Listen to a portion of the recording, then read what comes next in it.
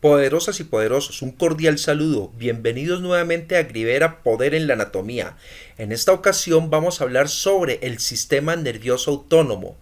La primera entrega va a hacer referencia a las generalidades de esta importante división del sistema nervioso.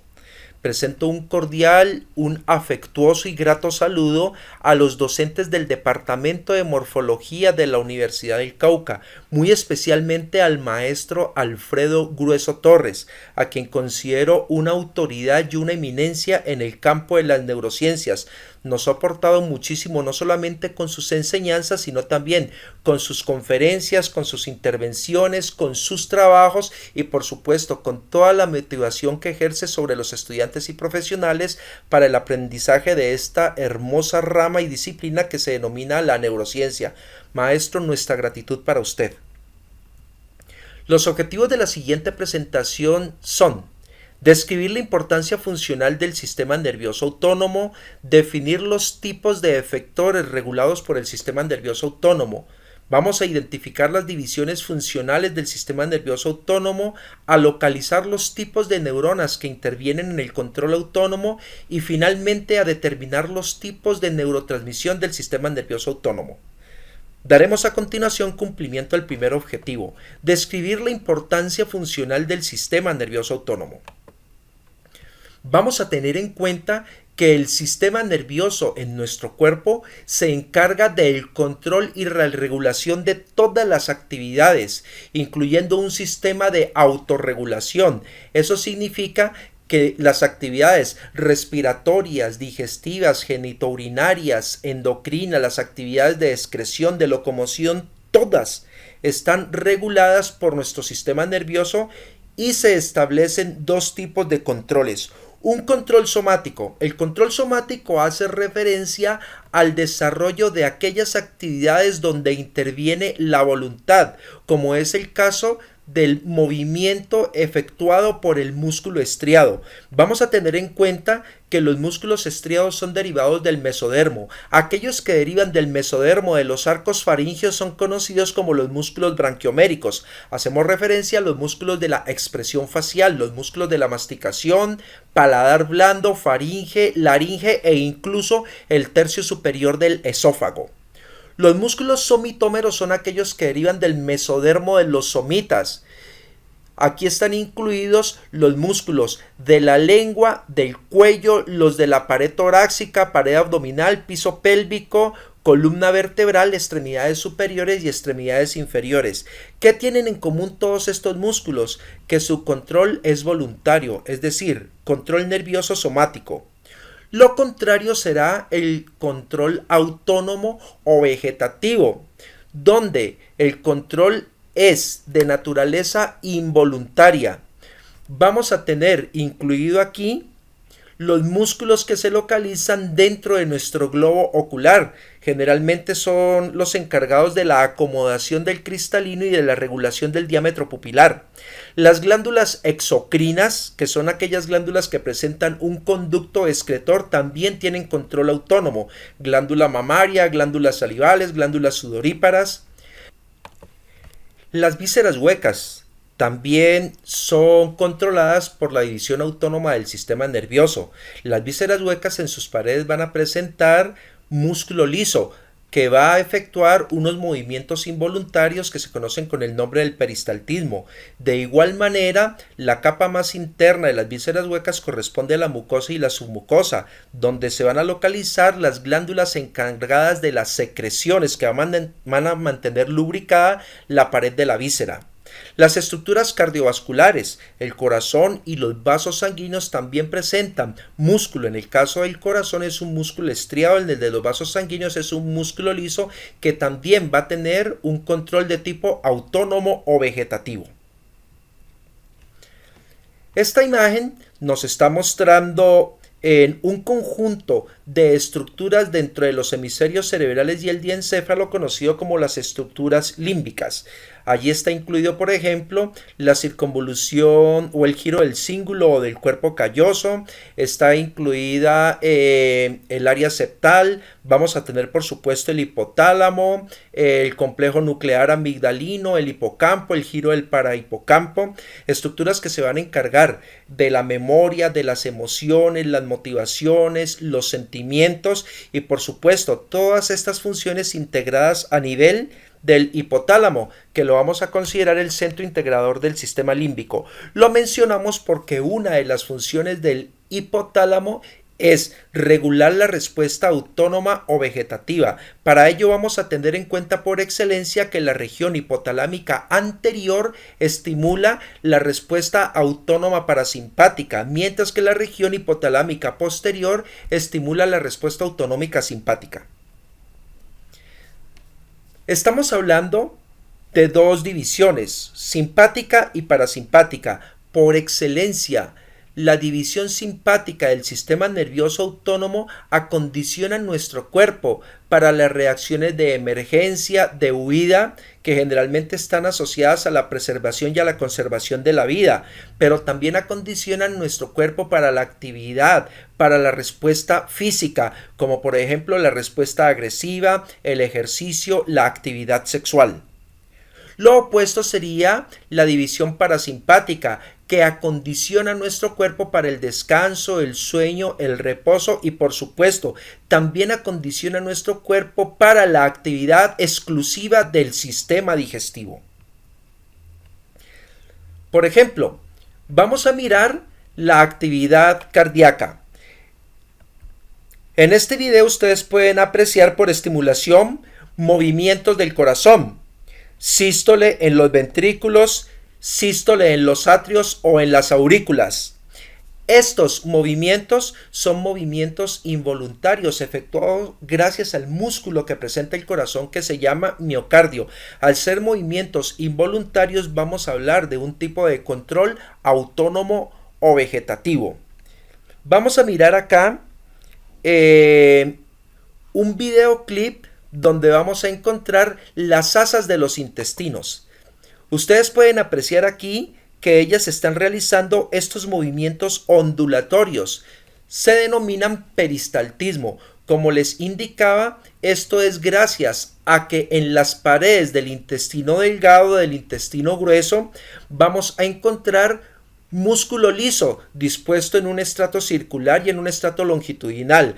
Ante la presencia del contenido alimenticio, por ejemplo, el bolo en el esófago, el quimo en el estómago, se distienden las paredes del tubo digestivo y como respuesta se da este movimiento de ondulación, conocido como el peristaltismo. Es un movimiento involuntario, por lo tanto su control es autónomo o vegetativo.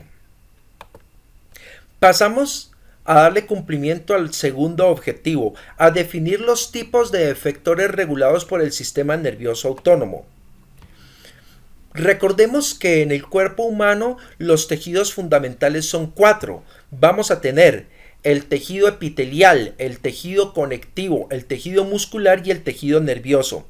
El tejido muscular, particularmente el músculo estriado cardíaco, que es el músculo del corazón conocido como el miocardio, el músculo liso, localizado dentro del ojo, por ejemplo el músculo ciliar y los músculos de la pupila, presencia de músculo liso en la túnica media de los vasos sanguíneos, arterias, venas, linfáticos, músculo liso en la dermis de la piel, conocido con el nombre del músculo del folículo piloso, y músculo liso en las paredes de las vísceras huecas.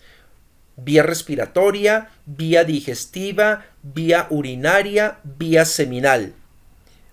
Toda esta musculatura estriada y lisa tiene un control autónomo o control vegetativo. De igual manera hay que recordar que los epitelios no solamente son tejidos de protección, de absorción y de barrera. Los epitelios también tienen propiedades glandulares. En el caso de las glándulas exocrinas son aquellas glándulas que presentan un conducto por donde sale la secreción originada en la glándula, conocida como el conducto excretor. Por ejemplo, en la piel tenemos las glándulas sudoríparas y las glándulas sebáceas. Están las glándulas de la mucosa de la vía digestiva. Tenemos las glándulas salivales. Vamos a tener también, por ejemplo, el páncreas, el hígado, que se comportan también como glándulas exocrinas de característica digestiva, y las glándulas relacionadas con la vía geniturinaria, como por ejemplo las glándulas vestibulares mayores o de Bartolini en la mujer, las glándulas bulbouretrales o glándulas de Mary Cooper en los hombres también tienen un control autónomo o vegetativo. En esta imagen podemos apreciar, por ejemplo, el corazón. La capa más desarrollada del corazón es la capa muscular. Es un músculo estriado denominado el miocardio. Este músculo tiene un control del sistema nervioso autónomo, donde, por ejemplo, la división simpática se encarga de aumentar la frecuencia de contracción, mientras que la división parasimpática dará el efecto contrario, va a disminuir la frecuencia de contracción, lo que indica que gracias al sistema conducente que tenemos en el corazón, que es un sistema eléctrico, las divisiones autónomas del sistema nervioso pueden modificar la frecuencia cardíaca, como lo acabo de mencionar, donde la división simpática acelera y la parasimpática desacelera. Hablábamos también de presencia de músculo en la pupila. Los músculos de la pupila, que son músculos lisos considerados músculos intraoculares, al contraerse pueden producir un efecto de disminución de diámetro, conocido como miosis, o un efecto de aumento de diámetro, conocido como midriasis. Esto ocurre, como ustedes ven aquí, de manera involuntaria. Se da generalmente por una respuesta a los cambios de iluminación, pero esa respuesta es involuntaria o autónoma, es decir, control del sistema nervioso autónomo, donde por excelencia la división parasimpática ocasiona disminución del diámetro, es decir, miosis, y la división simpática aumento del diámetro, es decir, midriasis. También hablábamos de la influencia del sistema nervioso autónomo en el tono de los vasos sanguíneos. Arterias como las carótidas, como las ramas de la aorta abdominal, el tronco celíaco, las mesentéricas, podemos ver que alrededor de ellas hay plexos autónomos, donde hay una mezcla de fibras simpáticas y parasimpáticas. Para los vasos sanguíneos las fibras son predominantemente simpáticas. Esta, por ejemplo, es una sección transversal de la aorta. La túnica íntima, donde va a estar presente el endotelio, la túnica media, que es la más desarrollada en las arterias, la presencia, por ejemplo, de músculo liso, y podemos apreciar aquí, por ejemplo, con la letra D, nervios del sistema simpático que perforan las paredes de las arterias. Estas fibras simpáticas modifican el tono de la arteria, ocasionando vasodilatación o vasoconstricción dependiendo de la situación en la que se encuentre el cuerpo, que puede ser una situación de actividad o situación de reposo. Aquí vemos una sección transversal del intestino. Podemos mirar estas fibras del sistema nervioso autónomo que perforan la pared del intestino y se van a ramificar entre las capas musculares y un poco más profundo en la capa submucosa. En las musculares para estimular el peristaltismo, en la submucosa para estimular las secreciones. Se conocen como el plexo mientérico y el plexo submucoso, o plexo de Auerbach y de Meissner. Por ejemplo, estas fibras son predominantemente parasimpáticas, ya que el parasimpático es el encargado de estimular la actividad funcional a nivel digestivo. Hablábamos de los músculos erectores del folículo piloso que están en la dermis, que es la capa media de la piel. Este músculo también tiene un control simpático casi concomitante con las glándulas sudoríparas, y cuando se da la respuesta simpática aparece la piloerección, que es lo que nosotros conocemos como la piel de gallina, que se puede dar por estímulos como una caricia, los cambios de temperatura, un susto, donde este músculo al contraerse erecta en el pelo desde su raíz, que es el folículo piloso, e incluso también puede estimular la actividad de la glándula sudorípara. Pasamos al tercer objetivo, que son identificar las divisiones funcionales del sistema nervioso autónomo, de lo cual ya hemos adelantado. Como decíamos, el centro nervioso superior regulador del control autónomo vegetativo es el hipotálamo, donde la región anterior del hipotálamo estimula la respuesta parasimpática que acondiciona nuestro cuerpo para el descanso, el reposo y la actividad digestiva, mientras que la región posterior del hipotálamo estimula la respuesta simpática que acondiciona el cuerpo para la acción, la reacción, la huida, la emergencia, el susto, todo lo que está relacionado con la conservación. Cuarto objetivo, localizar los tipos de neuronas que intervienen en el control autónomo. Para ello vamos a tener en cuenta que nuestro sistema nervioso autónomo tiene división parasimpática y simpática. Cada una de las dos divisiones del sistema nervioso autónomo va a presentar neuronas preganglionares y neuronas posganglionares. Entenderemos que la neurona preganglionar va a emitir axones que van a llegar a hacer sinapsis con los cuerpos neuronales que hay localizados dentro de los ganglios, y a su vez el axón de la neurona posganglionar va a inervar el respectivo efector. Para el caso de las neuronas parasimpáticas preganglionares, vamos a tener en cuenta que tienen dos tipos de localización. El parasimpático preganglionar puede ser craneal y sacro. ¿Por qué craneal? Porque vamos a encontrar neuronas parasimpáticas preganglionares en núcleos ubicados en el tallo cerebral, como por ejemplo el núcleo de Edinger-Westphal o núcleo accesorio del tercer par craneal. Es un núcleo parasimpático que se encarga del control pupilar. El núcleo lacrimal, que está asociado al séptimo par craneal, se localiza en el puente o protuberancia y está asociado a la respuesta de la glándula lacrimal. El núcleo salival o salivatorio superior, también asociado al séptimo par craneal o nervio facial. Este núcleo se encuentra también en el puente o protuberancia y se encarga de estimular la secreción de las glándulas de la mucosa nasal, de la mucosa de la cavidad oral, de las glándulas submandibular y sublingual. El núcleo salival inferior pertenece al nervio glosofaríngeo, se localiza en el bulbo raquídeo médula oblonga y se encarga de la respuesta secretora de la glándula parótida.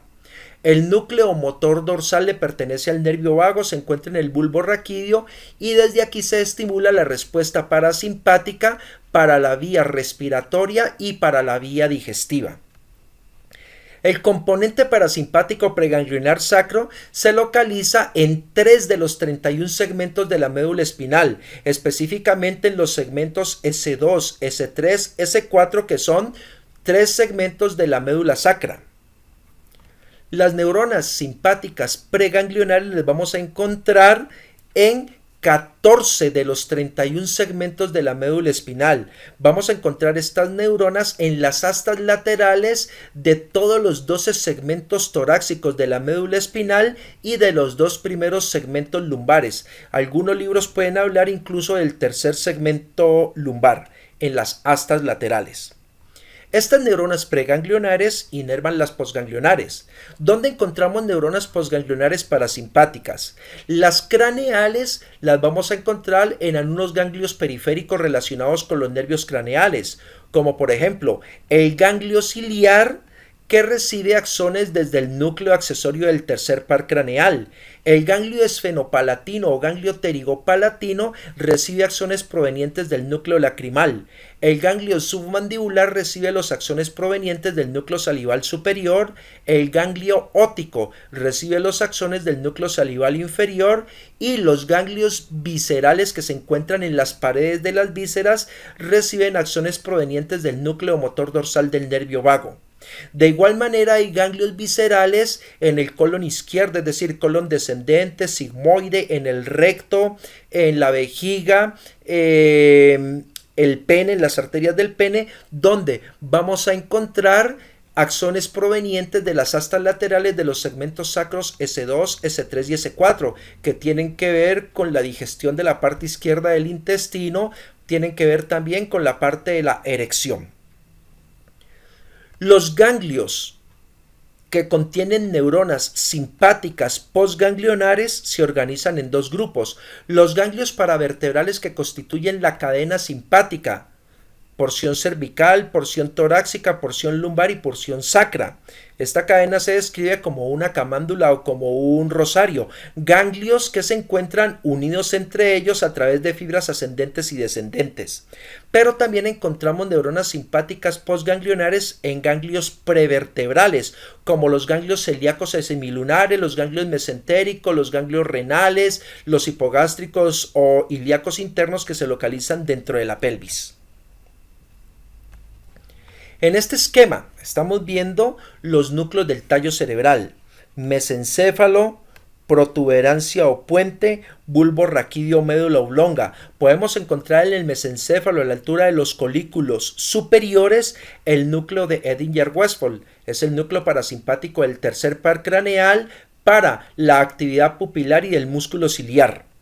Encontramos en la protuberancia o puente, por ejemplo, el núcleo salival superior para la respuesta de la glándula submandibular y sublingual, el núcleo salival inferior en el bulbo para la respuesta de la glándula parótida. El núcleo ambiguo en su tercio medio, en la parte posterior, encontramos las neuronas parasimpáticas para el control de la actividad cardíaca, y el núcleo motor dorsal del vago en el bulbo raquídeo es el centro parasimpático de la actividad respiratoria y digestiva. Ganglios. Vamos a mirar algunos ganglios parasimpáticos craneales. Por ejemplo, dentro de la órbita, el ganglio ciliar, que está conectado con el tercer par craneal. Podemos mirar aquí en la fosa esfenopalatina o fosa pterigopalatina este ganglio, el ganglio esfenopalatino o pterigopalatino, donde llega información parasimpática proveniente del nervio facial a través de un nervio que se conoce con el nombre del nervio petroso mayor, y desde aquí sale la respuesta parasimpática para esta glándula, que es la glándula lacrimal. Vamos a tener el ganglio óptico, que se encuentra aproximadamente unos 5 milímetros por debajo del foramen oval. El ganglio óptico está asociado a la división mandibular del nervio trigémino. A este ganglio óptico le llega un ramo del nervio glosofaringeo, el nervio petroso menor, con información para la glándula parótida. Encontramos aquí asociado a este nervio, que es el nervio lingual, originado de la división mandibular del trigémino, este ganglio, el ganglio submandibular, con neuronas parasimpáticas que reciben información de la cuerda del tímpano del nervio facial, y desde aquí se inervan glándulas salivales como las glándulas submandibular y sublingual. En las paredes del intestino delgado encontramos este grupo de ganglios viscerales, donde llega información preganglionar parasimpática, principalmente del nervio vago. Aquí se hace sinapsis en este ganglio, y las neuronas postganglionares, que son Golgi tipo 2, es decir, neuronas de axón corto, inervan las capas musculares y la capa submucosa de los intestinos para estimular peristaltismo y secreciones. Encontramos aquí en el asta lateral de los segmentos desde T1 hasta L2 las neuronas simpáticas preganglionares, cuyos axones salen de la médula espinal y pueden hacer sinapsis en ganglios paravertebrales como los de la cadena simpática. Aquí vemos los ganglios de la cadena simpática conectados de arriba hacia abajo, los cervicales, los torácicos, hay lumbares y hay sacros. Desde estos ganglios simpáticos pueden salir fibras pre o postganglionares, dependiendo de la estructura que se vaya a inervar, como lo vamos a ver en el siguiente video.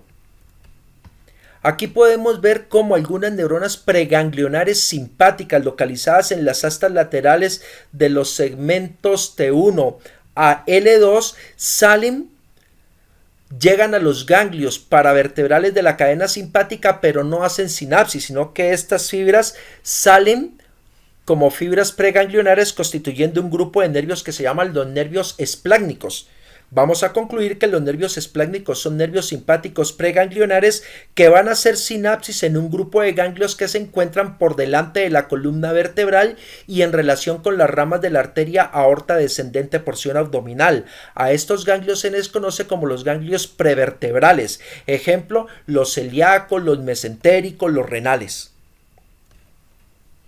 Podemos mirar aquí este grupo de ganglios prevertebrales, como lo dijimos, en relación con ramas de la arteria aorta y en la pelvis con ramas de la arteria ilíaca interna.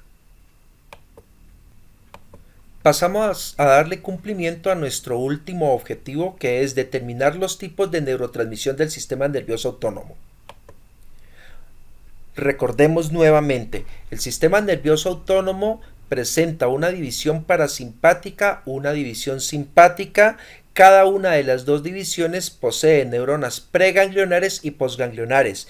Si miramos en esta tabla, el neurotransmisor predominante es la acetilcolina, lo que nos indica que las neuronas preganglionares, tanto parasimpáticas como simpáticas, liberan como neurotransmisor la acetilcolina. ¿Dónde están las neuronas colinérgicas preganglionares parasimpáticas? Núcleo de Edinger-Westphal, núcleo lacrimal, núcleo salival superior, salival inferior, ambiguo, motor dorsal del vago y en las astas laterales de los segmentos medulares S2, S3, S4. ¿Dónde encontraremos las neuronas simpáticas preganglionares colinérgicas? Astas laterales de los segmentos medulares T1 a L2. Las neuronas postganglionares, si son parasimpáticas, también serán colinérgicas, que serán las neuronas localizadas en los ganglios ciliar, esfenopalatino, óptico, submandibular y en los ganglios viscerales localizados en las paredes de las vísceras huecas. Las neuronas simpáticas postganglionares son principalmente noradrenérgicas. Recuerden que estas neuronas están localizadas en los ganglios paravertebrales de la cadena simpática y los ganglios prevertebrales como los celíacos o semilunares, mesentéricos, renales. Respecto a los receptores para estos neurotransmisores, vamos a tener en cuenta que la acetilcolina que libera la neurona parasimpática preganglionar va a actuar en receptores de tipo nicotínico. Estos receptores van a estar localizados en los cuerpos de las neuronas postganglionares.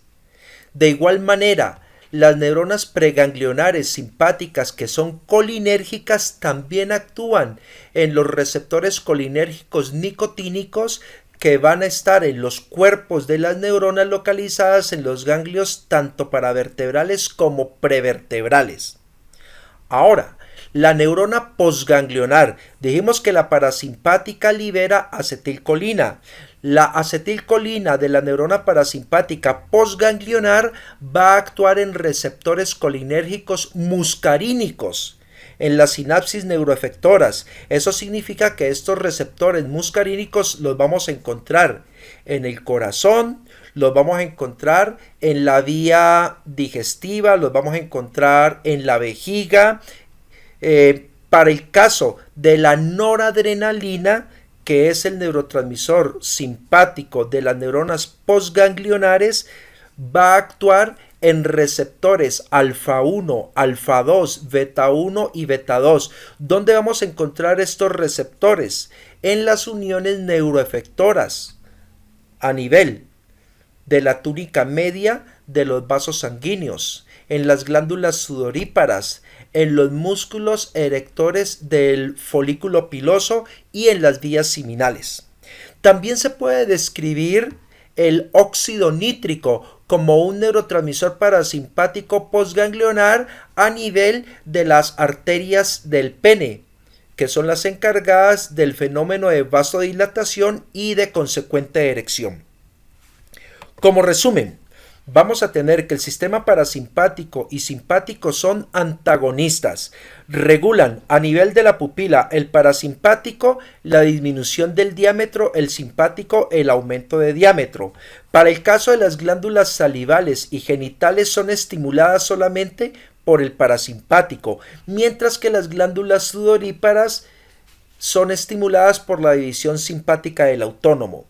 La vía respiratoria se constriñe por efecto del parasimpático, es decir, broncoconstricción, y el efecto broncodilatador se da por acción del simpático. Para el caso del corazón, desacelera por acción parasimpática, acelera por acción simpática. El peristaltismo de la vía digestiva es estimulado por la división parasimpática. La vía urinaria genera la micción, que es el acto de orinar por respuesta de tipo parasimpática. La eyaculación efectuada por las vías seminales es estimulada por vía simpática. Para el caso de las arterias de las vísceras y las arterias musculares, las arterias pueden hacer vasoconstricción y vasodilatación. Ambos efectos son regulados por el simpático. En este caso, el que sea constricción o dilatación dependerá del tipo de receptor que vaya a utilizar la noradrenalina. Las arterias de los genitales, que son las encargadas de la erección, se dilatan por efecto del parasimpático. Entonces miren ustedes, para el caso de los genitales, la erección es parasimpático, la eyaculación es simpático, eso nos lleva a generar la mnemotecnia, el parasimpático lo para, el simpático lo dispara. Erección, efecto parasimpático, eyaculación, efecto simpático. Presento las 4 referencias que utilicé para esta presentación: la conferencia de Sistema Nervioso Autónomo del Dr. Alfredo Grueso Torres del Departamento de Morfología de la Universidad del Cauca, la 8ª edición del libro de Neuroanatomía Clínica de Richard Snell, el libro de Fundamentos de Neuroanatomía del Dr. Michael Carpenter y la Fisiología Médica de Boron. Agradezco su atención y nos vemos en la próxima entrega sobre el Sistema Nervioso Autónomo. Muchísimas gracias.